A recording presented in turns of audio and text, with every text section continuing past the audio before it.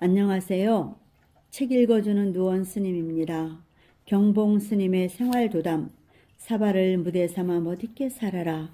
이번에는 불자의 4가지 복짓기입니다. 불자인 우리는 어떠한 행을 하여 복을 짓고 복을 쌓아가야 하는가? 불교에 팔복전이라는 곳이 있는데 나는 그 가운데 개인적으로 할 수 있는 4가지 복 짓는 법을 늘 일러주고 있다. 그 4가지는 공경삼보, 효양부모, 급사병인, 구제빈궁이다. 그렇다면 첫 번째, 삼보 공경하면 복의 문이 열린다. 부산 동네 온천장 근처에는 내가 있는 극락암 신도가 여럿이 있다. 그 중에서 나이가 제일 어리다고 하여 막내 보살로 불리는 이에게 있었던 일이다. 막내 보살은 오래전부터 진로 소조 도매업을 하고 있었는데 보살계를 받고부터 자꾸만 자신의 직업이 마음에 걸린다고 하였다. 보살계 술장사를 하지 말라는 계율 때문이었다. 그래서 가끔씩 절에 갈 때마다 부처님 전에 엎드려서 기도를 올렸다. 부처님, 술 도매업 대신 다른 직업을 갖게 해 주십시오. 이렇게 저를 찾을 때마다 빌기를 3년, 하루는 아는 사람이 찾아와서 자꾸 땅을 사라고 권하였다. 처음에는 별 생각 없이 구경 한번 해볼까 하였는데 거듭거듭 재촉하는 바람에 갖고 있던 여윳돈으로 땅을 사게 되었다. 그녀는 빈 땅을 그냥 놀리기가 아깝다는 생각이 들어 그 땅에 울타리를 치고 조그마한 움막 한 채를 마련하고 땅을 돌볼 사람을 고용했다. 그렇게 사람이 살게 되다 보니 자연 식수가 필요해져서 우물을 파게 되었다. 인부를 사서 땅을 꽤 깊이까지 파 들어갔을 즈음 아주 큼지막한 바위 하나가 걸려서 좀처럼 진척을 보지 못했다. 그렇다고 다른 곳을 새로 뚫자니 그동안의 공이 아까웠다.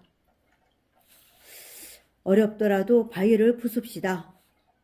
그렇게 해서 바위를 쪼개었더니 놀랍게도 그 사이로 뜨거운 온천수가 솟아나오는 곳이었다. 그 바람에 땅값이 수십 배나 뛰어올라 막내 보살은 큰 부자가 되었고 그 땅에다 몇 채의 호텔을 지어 경영하게 되었으며 그동안 마음에 걸렸던 술 도매업은 자연스럽게 그만둘 수 있게 되었다. 이 이야기는 4가지 복 짓는 법 중에서 삼보 공경에 대한 곳이다. 무량한 복이 간직되어 있는 불법승 삼보를 공경하게 되면 저절로 복이 깃든다는 곳이다. 삼보 공경의 방법은 간단하다. 사찰을 찾을 때나 집에서도 매일 삼보에 대한 예경을 하는 곳이다. 사찰에서 아침 저녁으로 올리는 예불은 바로 삼보에 대한 공경의식이다. 모름지기 불자라면 매일 예불을 올리면서 삼보에 대해 지심기명례를 하여야 한다.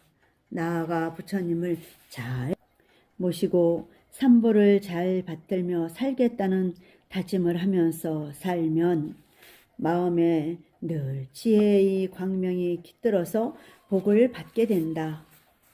불법승 삼보를 선종해서는 마음 청정한 곳이 부처요, 밝은 마음이 법이요, 어디에도 걸림이 없는 마음이 승이라고 한다. 이렇게 청정하고 밝고 걸림없는 마음으로 살아가는 것이 진정한 삼보 공경이다. 부디 맑고 밝고 걸림없는 마음으로 부처님의 가르침을 잘 새기고 늘 부처님처럼 깨어나고자 열심히 수행하고 불법을 널리 전파하며 살아가는 곳이 복 중에서 가장 큰 복을 짓는 삶이라는 것을 꼭 기억해 주기를 바란다. 이번에는요, 2번째 손순의 효도로 얻은 돌정입니다. 4가지 복짓기 중에 둘째인 효양부모 이에 대해서는 삼국유사 속에 있는 이야기를 하나 하겠다. 신라 42대 흥덕왕 때의 일이다. 경주 모량리 현재의 현곡리에는 손순이라는 이가 홀어머니와 아내 외아들과 함께 살고 있었다. 비록 가난에 찌드는 생활이었지만은 그들 내외는 지극한 정성으로 어머니를 봉양하였다.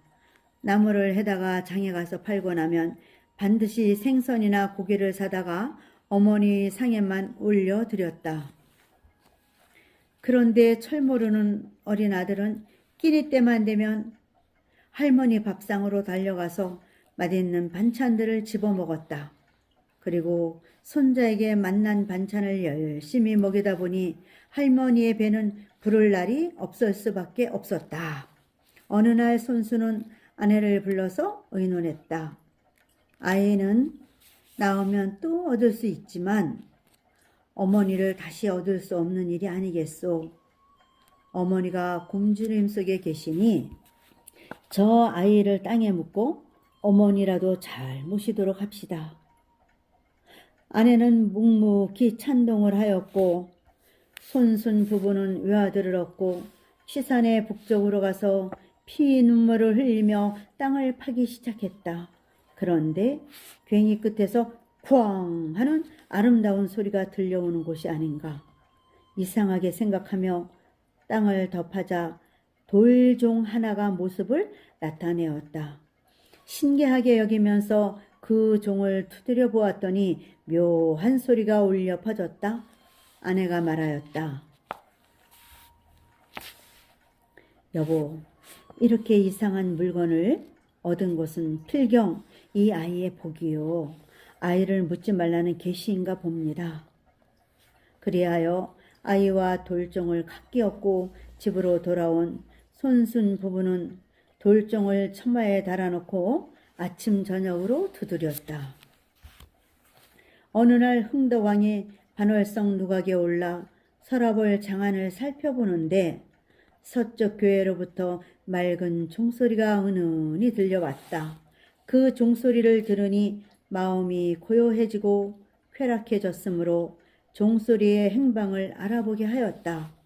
조사 후에 신하는 돌종의 내력을 알아었고 손순 내외의 효성에 크게 감복한 흥덕왕은 그들에게 새로운 집과 함께 해마다 벼 50섬씩을 주도록 하였다. 어머니를 모시고 걱정 없이 살게 된 손수는 그 은혜에 보답하기 위해 먼저 살던 오막살이 집을 고쳐서 절을 만들고 이름을 홍효사라 하였다.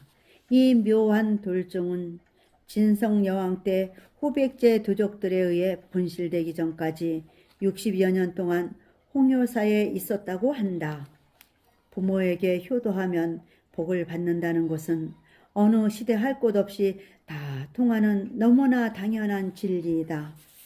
부모는 자식이 병들게 되면 신약, 한약 가리지 않고 온갖 약을 구해다가 병을 낫게 하려고 하는데 부모가 감기 때문에 콜록콜록 하면서 아파 누워 있어도 나이 많은 사람에게 의뢰 있는 천식이나 노병이라 하면서 약 한 첩 지어주려 하지 않는 자식들이 많아졌다.